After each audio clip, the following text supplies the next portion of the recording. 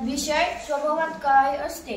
आज आपल्याला diamond study centre या ज्ञान मंदिराला विचार मंथनासाठी मी एक विषय निवडला आहे। स्वभावात काय असते।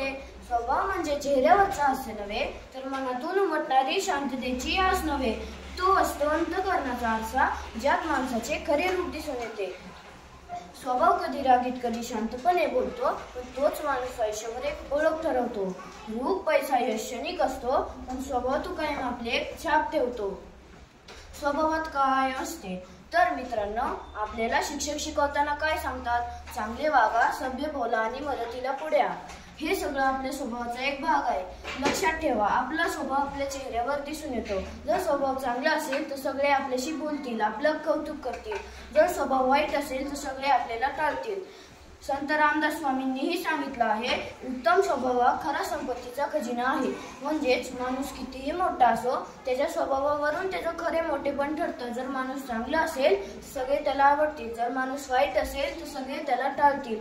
म्हणजे स्वभाव मदतीचा, गोड, प्रेमळ असणं खूप गरजेचं असतं।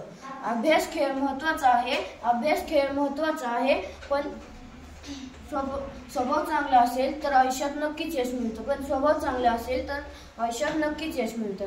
तर मित्रांनो, आपण ठरवू, चांगले वागू, गोड बोलू आणि मदतीला पुढे येऊ आणि स्वभावाने सगळ्यांची मने जिंकू। धन्यवाद।